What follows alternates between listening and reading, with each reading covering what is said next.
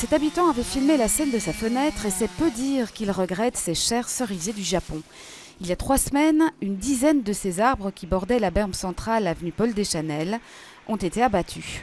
L'affaire s'est passée en moins de 2 heures. Tous les arbres, les fûts, les grumes, les branches ont été débitées, transformées en mulch à une vitesse inouïe. Bref, à 10 heures du matin environ, le dernier arbre était emporté et avait disparu. Alors c'est un véritable électrochoc qu'on a subi, effectivement. Pourquoi ? Mais tout simplement parce que nous étions extrêmement attachés à ces arbres. Patrick Schiffner mène désormais le combat pour les arbres dans le quartier.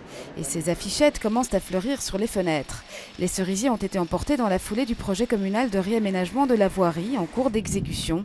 La commune dit comprendre l'émoi des habitants, mais explique qu'elle n'avait pas le choix. Ces arbres étaient soit malades, soit très vieux, et tous les experts nous disent qu'ils n'auraient pas supporté les travaux qui sont de lourds travaux quand on refait fondamentalement la voirie et les trottoirs. Et ce ne sont pas les seuls arbres visés. Le tronçon voisin est lui aussi concerné par un projet de réaménagement. Et cette fois, ce sont les robiniers qui sont menacés.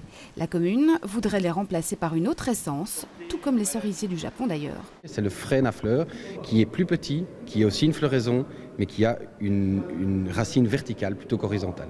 Le projet vient d'être présenté aux habitants et ceux-ci auront l'occasion de s'exprimer puisqu'une enquête publique suivra.